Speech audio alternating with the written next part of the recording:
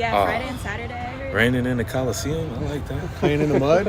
A little dirty, all right. Okay. Yeah. Actually, does that change anything? Playing in the mud, does that change how you... It'd make it funner, you know what I'm saying? It'd just be a lot more dirtier, more stains on the jerseys and stuff, but same game. Have you played in like a mud bowl type of game before? In high school, and that was the last time I ever played in like rain or something dirty like that. Every now it's like some good grass or some turf. So when you see a quarterback who's got a lot of stains on his jersey, like grass stains that he's gone down a lot, yeah. Do you take like a little? Does the defense and you take a little bit of satisfaction from looking like he's been through a lot? We definitely look at a quarterback and see how he gets up. But if he gets stains on his jacket, he's a good quarterback, very tough, and he'll bounce back up and get ready for the next play. Are you excited to play, this offense led by Caleb Williams, everything they do? Yeah, it's another game. They just happen to be this next opponent. Caleb is a good quarterback. We just got to make sure we contain him. Yeah. Seeing Caleb last year, do you think that helps in any way of having already played against him once in terms of preparing for this week? Yeah, definitely.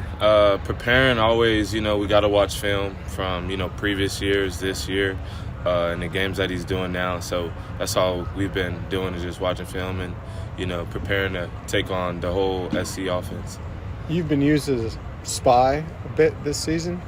Would you be... You said how to contain Caleb. Are you like one of the options to spy him? No, we just got to make sure. As you see, he could, break the pocket, spin. I think in Washington, he made a dude do a cartwheel. So it's just, keeping him in front of him from, the whole defensive aspect. Thinking back to last year's game, the implications going into that game, I think they were still in contention for a Pac-12 championship game appearance. You guys weren't far removed from your own. How does the, general mood of this game differ, considering, their national expectations are obviously a little bit lower. You guys are coming in on a 2-game slide. How much does the pride of the rivalry have to take over in a game like this? It's rivalry week. We put all the games behind us, and we're being where our feet are. And, today was to practice and be the best that we can. Tomorrow is the same thing, and then Saturday is, to, show it out what we've been doing all week. Is this your third game in the Coliseum?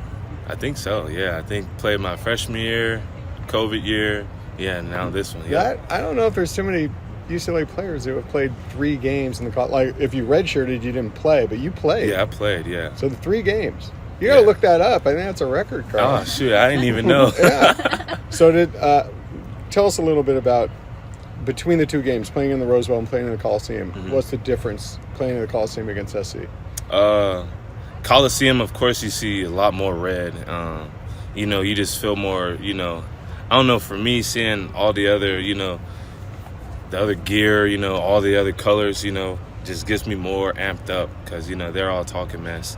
Rose Bowl is just all love, but still I want to put on a show for, our fans. But either way, if we playing them, and I love just playing them. So, what are your memories of that last game in the Coliseum specifically? Obviously, you guys had the big win. Waving the flag afterwards. Yeah. But no, just overall, just being there and being with my team, celebrating the offense when they're scoring, celebrating Q Lake when, he was catching the interception. I think he had 2 that game. Doing my job. So it was all around fun. Having been around for so long, have you found yourself helping any of the younger players or newer players get ready for a game like this, with it being just the rivalry implications? Oh, for sure. I take my role serious as a captain and a leader, but I just told everybody it's just another week, and fortunate enough it's just the team across town, so we got to lock in and get ready for this team. What is it about this rivalry specifically that kind of gets you motivated? The ones that came before us. I know all the time talking to, alum, how much these games mean to them. And, we have that same drive. I know at least for me playing them, about to be my third time in the Coliseum. I really want to beat them there and then, walk off and not play at UCLA anymore. Just come off with that dub. Go ahead. No, you're fine. Yeah, come off with that dub as I, exit UCLA.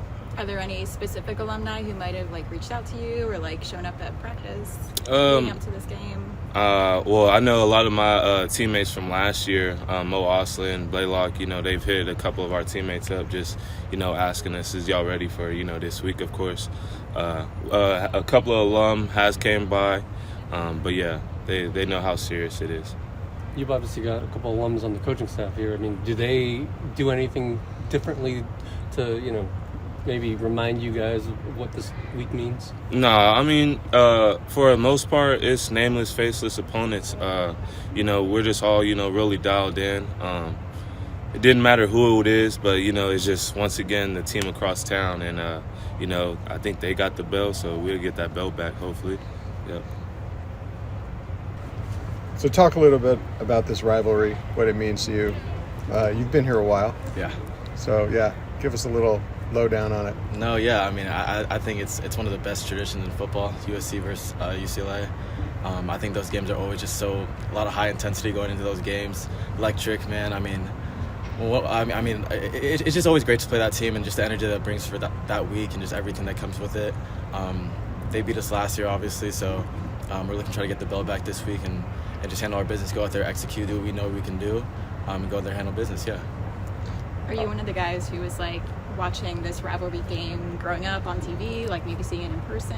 Oh yeah. I've been to a lot of UCLA games growing up, so that this is like it's really surreal for me. I think like the first game that I was ever here, it was just really surreal just to be a part of it and just growing throughout the years, going back and forth with them. It's just been awesome. I mean, it's a cool experience and something that I'll remember for the rest of my life. But also, I don't want a participation trophy. Like we're competitive too, so I want to go out there and handle business the way we know we can.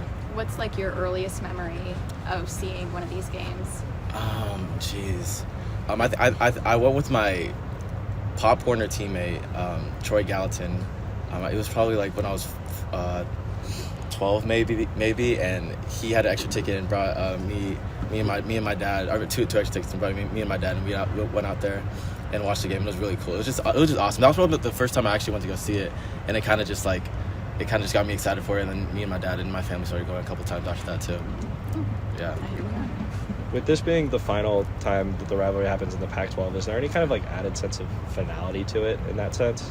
I don't think it's too much of that, just because I mean they're still joining us when we go next year to the Big 12. So I mean, I don't think it's going to be too crazy, but we're still going to have that rivalry with them. I'm definitely looking forward to coming back and seeing the games after I'm out of here. But I definitely am trying to even up my record with them. I think I'm 2-3. I guess I'm right now, so got to even it up before I get out of here. Well, when you think about the offense in general the last couple of weeks, I think going back to the Stanford game, the production's dipped as far as scoring. Is there anything specific that maybe stands out as a common thread that's kind of led to some of the inconsistency on offense? No, I think we just have to do a better job of executing. I think that every week we have a game plan, have to go out there. I mean, we really stress just doing your job. Obviously, as receivers, we have our specific job where we can go out there and affect the game in the way that we can. So every time we run a route, we need to get open. Every time we get a ball thrown out, we need to catch it.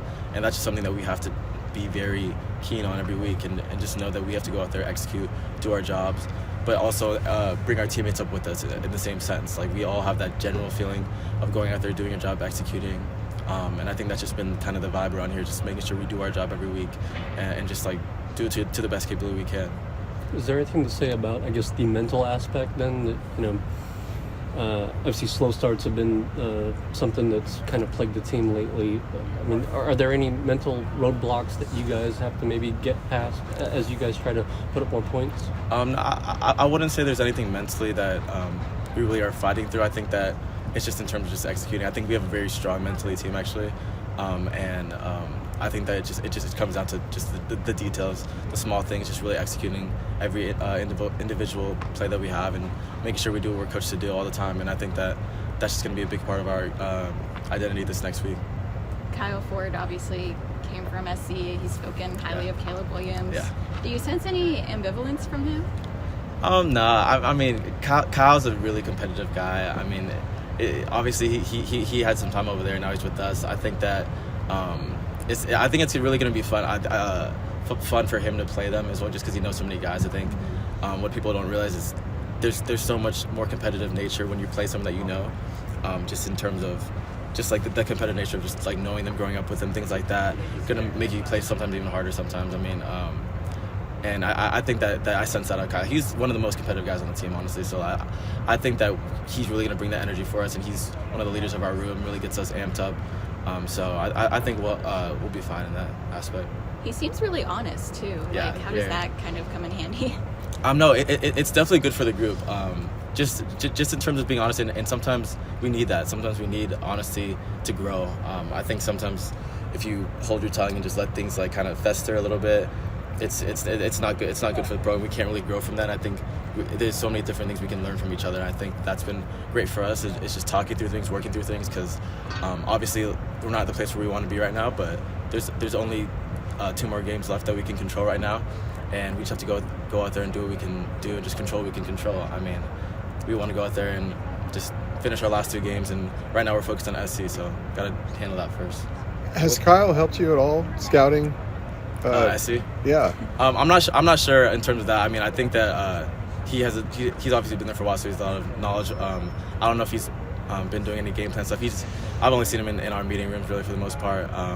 But I'm sure if they had any questions, they probably could ask him about it. But did he give the wide receivers any kind of clue into, let's say, USC's defensive backs, tendencies? Oh, I got you. Yeah. So he knows some of them. So yeah, we talk about that in terms of that, just between the players, you're saying, right? Yeah. Sure. Yeah. So we talk about that. We have a great staff that puts together like really good scouting reports too. Obviously it's different because he actually practiced with them, so he knows certain things that obviously you might not be able to see all the time on film. So it's good to have that in our arsenal, I guess. But at the end of the day, I mean, we're playing nameless, faceless opponents. Like that's a really great team over there. But at the end of the day, we just have to execute, do what we can do best, and handle our business. With USC having moved on from Alex Grinch, 2 weeks ago at this point, does that at all change your kind of defensive or game planning for their defense, just because it's kind of maybe a little different? Good question. I think that since they've only had this new DC for a week now, I think we're still kind of just focused on all the film that we can. I mean, there's nothing that we are gonna like lose from watching all of the film that we can. I think that they have a lot of great players over there. You can always study on tendencies, things like that you can always just learn. I mean, one of the great things about this program is we really emphasize film study and things like that. So we always just take great detail in doing that. So I think there's stuff to learn from all of the film, honestly. So we'll be looking at a lot of it. Some more generalized questions, but do you guys watch film every day? Is that like a daily thing, or do you guys do like film primarily, Sunday, Monday, and then Tuesday, Wednesday, Thursday? It's more practice. It's basically every day we're watching film. Yeah, I mean, if it's not with the coaching staff, it's with the receivers and the quarterbacks, and if it's not with that, it's just like individually. I mean, we have our own like iPads, and we are able to watch film whenever we can. So I mean, a lot of guys are just big on that throughout the week. Yeah. They can keep track of how much film you watch, how much you log in and everything. Yeah, they can. Yeah.